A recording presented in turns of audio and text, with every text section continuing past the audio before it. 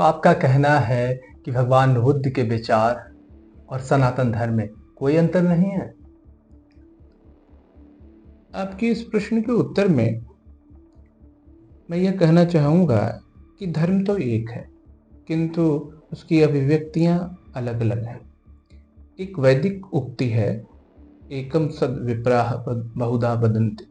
सत्य एक ही है, पर विप्रजन जो ज्ञानी जन है उसे अनेक रूपों में कहते हैं। यह जो धर्म है, यह व्यक्ति के रुचि भेद और अधिकार भेद से अपना प्रतिष्ठा लाभ करती है।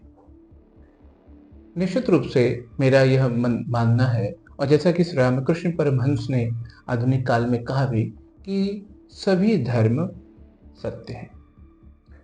यह जो सत्यत्व है धर्मों का, यह उन्होंने अपनी साधना से प्रमाणित भी की। उनका यह कथन भी था कि भगवान बुद्ध साधना द्वारा स्वस्वरूपानुसंधान की सिद्धि तक पहुंचे थे। उन्हें यह ज्ञान प्राप्त हुआ था कि अस्तिता नास्तिता वस्तुतः दो कोटियां हैं, और जो परमार्थ है वह इनके पार स्थित है। उसी को वो शून्य कहते हैं।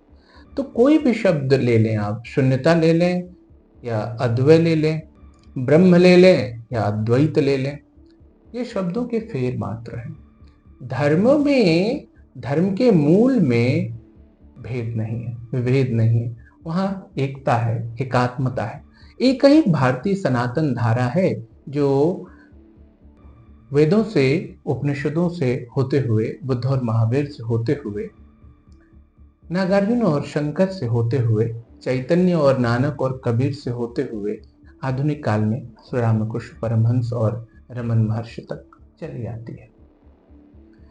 इतना अवश्य है कि वैदिक धर्म दर्शन के जो अनुयायी थे उनका समय दूसरा था, और भगवान बुद्ध के जो अनुयायी थे उनका समय दूसरा था। धर्म तभी कह सकते हैं कि समय की मांग थी। निश्चित रूप से जब धर्म भी अपनी प्रतिष्ठा लाभ करता है, अस्तित्व में आता है, तो वह देश काल परिच्छिन्न होता है। उसका एक स्वरूप देश काल परिच्छिन्न होता है और एक देश काल बाह्य होता है, से कालातीत होता है, से को एक तरह से भेद कर भी अवस्थित होता है। मेरे कहने का यह अर्थ है कि भगवान बुद्ध के जो अनुयायी थे, उनके उपदेशों का जो श्रोता वर्ग था, उनकी रुचियां कुछ अलग रही होंगी, उनमें भी नाना रुचि के लोग रहे होंगे, उनके अधिकार अलग रहे होंगे, उनकी पात्रताएं अलग रही होंगी। इस रूप में उन्होंने और ऐसा बहुत साहित्य में ही मिलता है कि भगवान बुद्ध ने नाना जनों को नाना मार्ग का उपदेश दिया। जैसे हीनयान और महायान का एक भेद मिलता है। तो महायान वाले कहते हैं कि ये जो चार सत्यों का उपदेश था, या जो सारनाथ में भगवान ने पहला धर्मचक्र प्रवर्तन किया, वो तो श्रावक यानियों के लिए था। हम महायानियों को उन्होंने राजगुरु के कूट पर्वत पर अलग उपदेश दिया।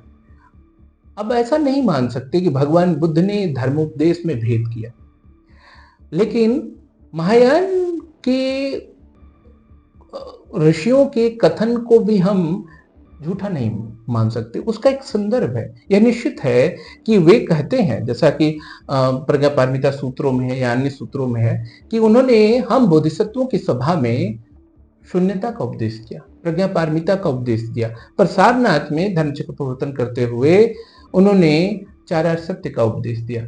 वह जो श्रावक यानियों को उपदेश था, वो तात्कालिक उपाय कौशल मात्र था।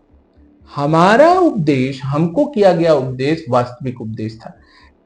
लेकिन आप कल्पना करें कि क्या बुद्ध अपने अनुयायियों को धर्मोपदेश करने के मामले में किसी तरह की कृपणता बरत सकते थे? नहीं।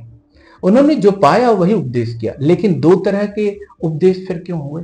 इसलिए कि वह साधकों के रुचि भेद और अधिकार भेद के अनुसार थे। इसी तरह से वैदिक धर्म और दर्शन, या बौद्ध धर्म, या भगवान बुद्ध, या वैदिक धर्म दर्शन के अंदर उत्पन्न हुए महान जो दार्शनिक हैं, आचार्य शंकर, इनके कथनों में जो भेद मिलता है उसके दो कारण हैं। एक तो हम भी अपने संस्कारों के अनुसार उसे पढ़ते, बाँचते और समझते हैं। दूसरे, उन लोगों का समय भी अलग अलग रहा, संदर्भ भी अलग अलग रहे। जिन समयों और संदर्भों में उन्होंने वो बात कही, उसको भी उन्हें पढ़ते हुए अलग अलग दृष्टिकोण से ध्यान में देखते रखा जाना चाहिए जी। और एक बहुत ही रोचक तथ्य है जो आपके श्रोत्र वर्ग को जानना चाहिए, वो ये कि आचार्य शंकर जैसा व्यक्ति, जिसे बाद में प्रचंड बौद्ध का जिस पर आरोप भी लगा, और एक तरह से जिसने वेदांत को शीर्ष पर पहुंचाया, अद्वैतवाद को। और आपको यह मालूम है कि बौद्ध धर्म और वेदांत में ऊपर ऊपर बड़ा भेद दिखता है, लेकिन आचार्य शंकर के कद का व्यक्ति भगवान बुद्ध को योगी नाम चक्रवर्ती के रूप में याद करता है कि वो योगियों के चक्रवर्ती थे, राजा थे। इस रूप में कहीं कोई भेद नहीं है उपनिषदों के तत्वज्ञान और बुद्ध के तत्वज्ञान में, बोधि में, और महायान सूत्रों में, और महायान सूत्रों के प्रज्ञा पारमिता के दर्शन में, और आचार्य नागार्जुन या आचार्य शंकर के अद्वैत ज्ञान में इस प्रकार से कोई भेद दिखता नहीं। मूल में एक एकात्मता ही मिलती है।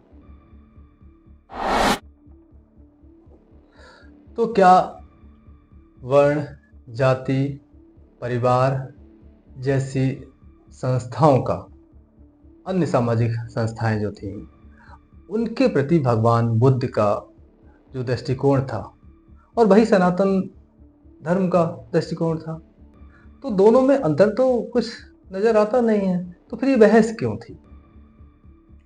हाँ, ये हम लोग इसको जिस रूप में विवेचित कर रहे हैं और जिस कारण विवेचित कर रहे हैं वो यही है कि मूलतः कोई भेद नहीं है, कोई विरोध नहीं है। यह अवश्य है कि वर्ण और जाति में भेद करना चाहिए, और भगवान बुद्ध भी करते थे। वर्ण जाति नहीं है, इसलिए आप पाली साहित्य में जहाँ जहाँ जाति के अभिमान को धारण किए हुए व्यक्ति को देखते हैं तो उस पर भगवान बुद्ध द्वारा चोट किया जाना भी देखते हैं। कोई कश भारद्वाज है या कोई दूसरा कोई ऐसा ब्राह्मण है जो अपने ब्राह्मणत्व पर अहंकार करता है और उसे जातिगत रूप में लेता है, जैसे मठ सूत्र में प्राप्त होता है, तो भगवान बुद्ध उसके इस अहंकार पर चोट करते हैं, किंतु उन्होंने वर्णाश्रम पर कभी चोट नहीं की। ऐसा नहीं कहा कि वर्णाश्रम की व्यवस्था होनी ही नहीं चाहिए या वर्णाश्रम की व्यवस्था का एक कोई विकल्प देने का उनकी मंशा नहीं थी, उनका कोई यत्न दृष्टिगोचर नहीं होता। इतना अवश्य है कि उसको वो जन्मानुसारी न मान के कर्मानुसारी मानते थे, और इसकी व्याख्या कर्मानुसारी ही करते थे कि कोई भी व्यक्ति गुण और कर्म से किसी भी वर्ण को धारण कर सकता है। इसी तरह से जो दूसरी संस्थाएं हैं, जैसे विवाह एक संस्था है या परिवार है जी, विवाह और परिवार के आदर्श को भी उन्होंने यथावत रखा, मतलब सनातन धर्म के तारतम्य में ही संस्कृति और उन्हीं सारी चीजों को यथावत अपना लिया। हाँ, उसे चलने दिया जैसी व्यवस्था वो चल रही थी। जैसे मैं आपको ये कहना चाहूंगा कि भगवान बुद्ध के अनुयायियों की दो कोटियां हैं, भिक्षु और भिक्षुणी, उपासक और उपासिका। उपासक और उपासिकाओं का दल भी बड़ा था और वे गृहस्थ थे। यदि भगवान बुद्ध को इससे आपत्ति होती, विवाह संस्था से ही आपत्ति होती, तो वो उपासक उपासिकाओं का दल स्वीकार नहीं करते, एक ये बात, या वो कोई व्यवस्थांतर देते, कोई विकल्पांतर देते, किंतु उन्होंने कोई विकल्प नहीं दिया। कोई विकल्प, दूसरा विकल्प सनातन धर्म जी जी बिल्कुल वही व्यवस्था बौद्ध धर्म में देखने को मिलती है। जी बिल्कुल। वर्णाश्रम हो, विवाह हो, परिवार हो, वही व्यवस्थाएं हैं जो वैदिक काल में थी या वैदिक काल के बाद, जैसा इतिहासकार कहते हैं, निर्मित हुई। यद्यपि मेरी मान्यता है कि वो जब से मनुष्य है तब से परिवार है। भारत में जो है, भारतीय सामाजिक व्यवस्था में विवाह संस्था है। तो वो जो पूर्व काल से चली आ रही व्यवस्था थी, भगवान बुद्ध ने उसको या तो स्वीकार किया, जैसा यथारूप स्वीकार किया, या यदि उसमें कोई विकार आ गया था तो उसका परिष्कार किया और उसको स्वीकार किया। जैसे वर्ण का जाति के रूप में अस्तित्व में आना, यह एक विकार था, तो जाति को उन्होंने तोड़ा लेकिन वर्ण को स्वीकार किया और उसकी कर्मानुसारी व्याख्या की।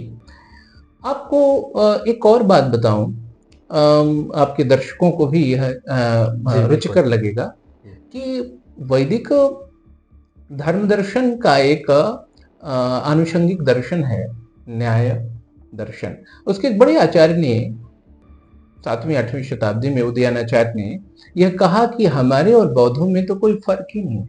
वे जो बौद्ध कहलाते हैं वे भी रीति नीति में, सामाजिक व्यवहार में हिंदू धर्म के ही नियमों का पालन करते हैं। ऐसे ही योग सूत्रकार विज्ञान भिक्षु ने भी यह स्वीकार किया है कि मूलतः बौद्ध और हिंदू धर्म में या सनातन धर्म में कोई पार्थक्य नहीं। बौद्ध धर्म की ओर से भी एक बड़े महान दार्शनिक आचार्य शांतरक्षित ने यह स्वीकार किया कि मूलतः बौद्ध धर्म और हिंदू धर्म या सनातन धर्म में कोई भेद नहीं है। इतना ही भेद है कि वो नित्यत्व मानते हैं, हम अनित्यत्व। लेकिन सामाजिक रीति नीति में, सामाजिक संस्थाओं के स्वीकार में और उनके व्यवहार में कहीं कोई भेद दृष्टिगोचर नहीं होता। इस कारण से जो पिछला प्रश्न था, आत्मा, ईश्वर या कर्म पुनर्जन्म आदि जो दार्शनिक प्रश्न थे, उनमें तो भगवान बुद्ध का सनातन धर्म से कोई विरोध नहीं था। इन सामाजिक संस्थाओं के स्वीकरण में भी कोई विरोध दिखता नहीं। ऐसा लगता है कि एक सनातन वैदिक धर्म है, उसी प्रवाह में जो है भगवान बुद्ध या उनकी जो धारा है वह एक प्रशस्ततर धारा के रूप में आ मिलती है और उसी धारा को वो और वेगवती और परिष्कृत बनाती है। यह तो सत्य है कि भगवान बुद्ध और उनके प्राचीन अनुयायी जो थे वो वेदों की सत्ता को स्वीकार नहीं कर रहे थे, जबकि वेद सनातन धर्म के आधार थे, आधार स्तंभ थे। तो इसे आप कैसे देखते हैं? देखें, यह सच है कि बौद्ध धर्म के अभ्यंतर शब्द के प्रामाण्य पर अधिक जोर नहीं था।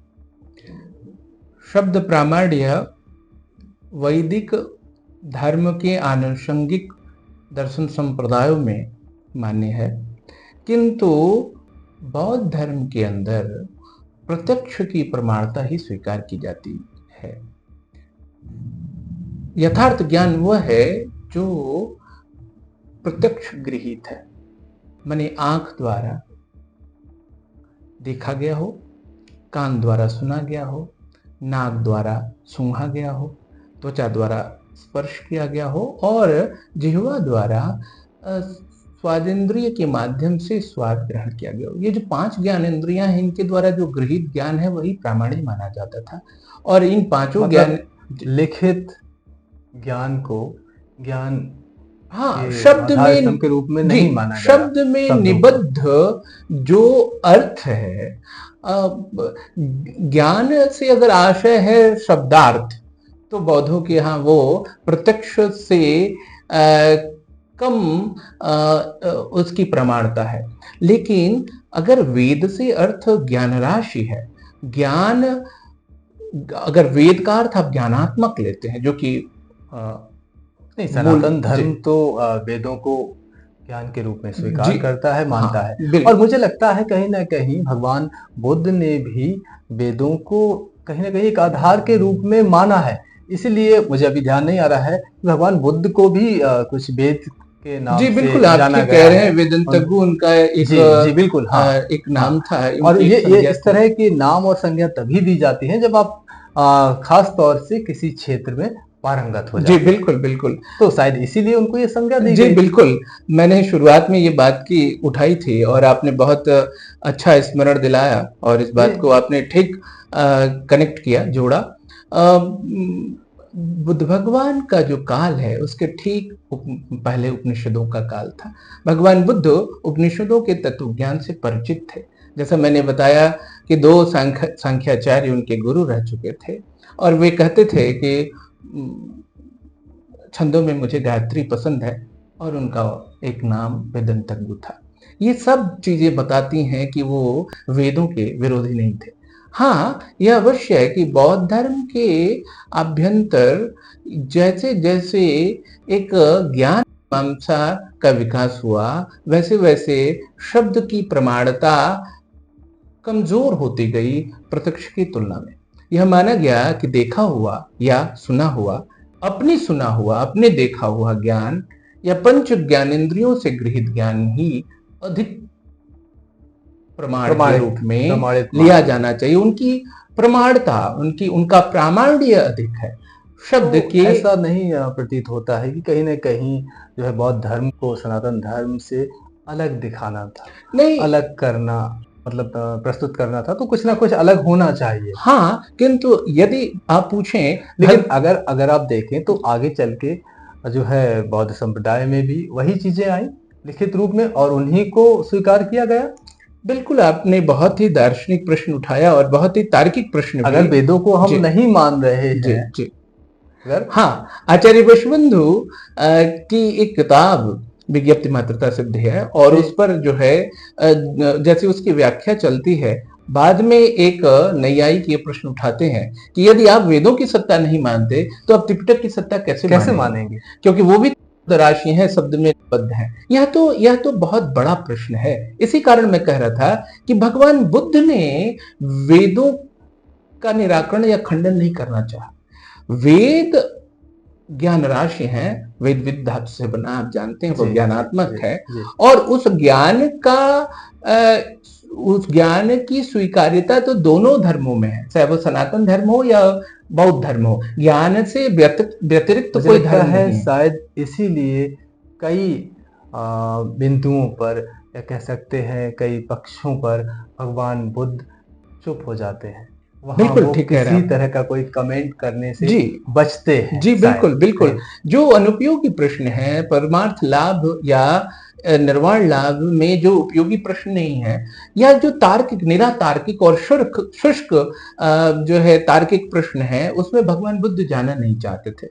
जैसा मैंने संकेत किया था कि दुख का उन्मूलन ही उनके उपदेश का लक्ष्य था, मूल उद्देश्य। हाँ, तार्किक भी प्रतिपत्तियों में पढ़ना उनका उद्देश्य नहीं था।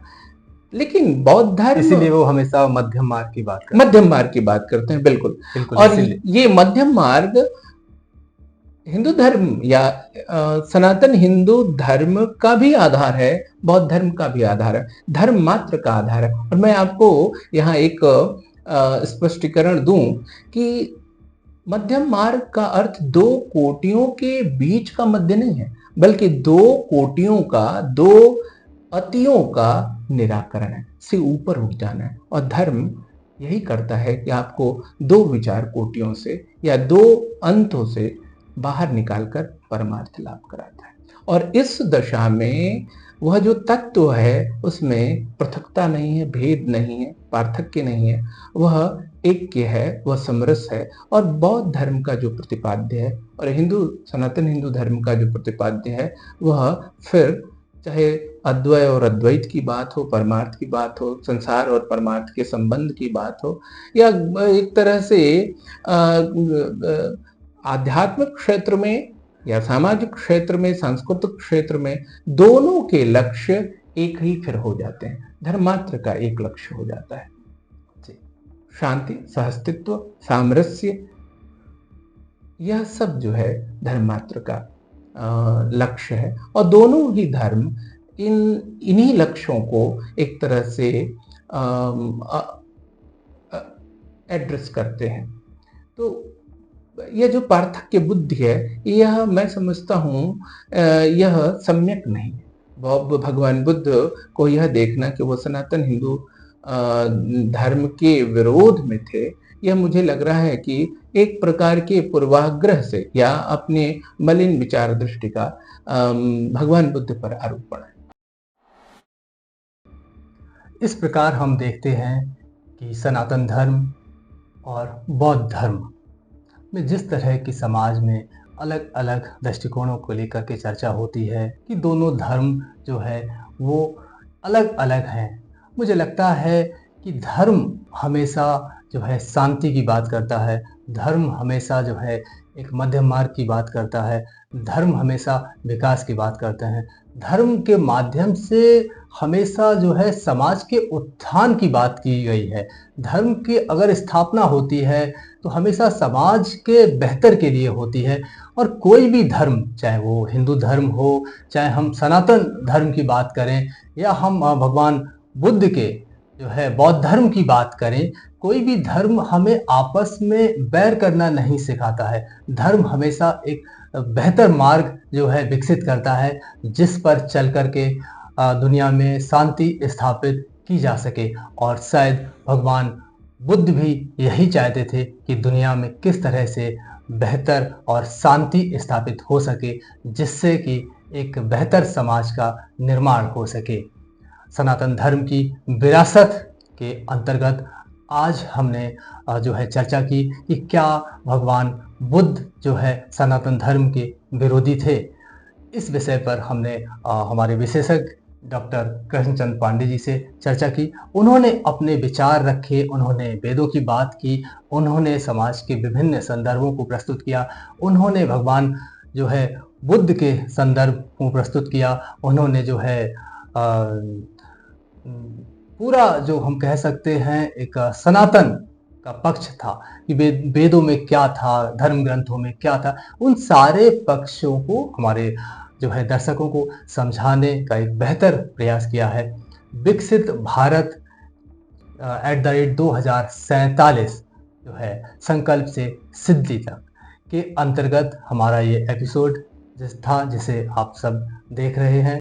विकसित भारत @2047 संकल्प से सिद्धि तक विषय के अंतर्गत हम इस तरह के अनेक जो है आयोजन करते रहेंगे। एक बार फिर हम धन्यवाद देंगे अपने विशेषज्ञ का। आपका बहुत बहुत आभार, आपने हमारे इस कार्यक्रम में आना स्वीकार किया और दर्शकों को विषय से संबंधित बहुत ही महत्वपूर्ण जानकारियां दी। अगले एपिसोड में हम एक बार फिर आपसे मिलेंगे। तब तक के लिए दीजिए इजाज़त।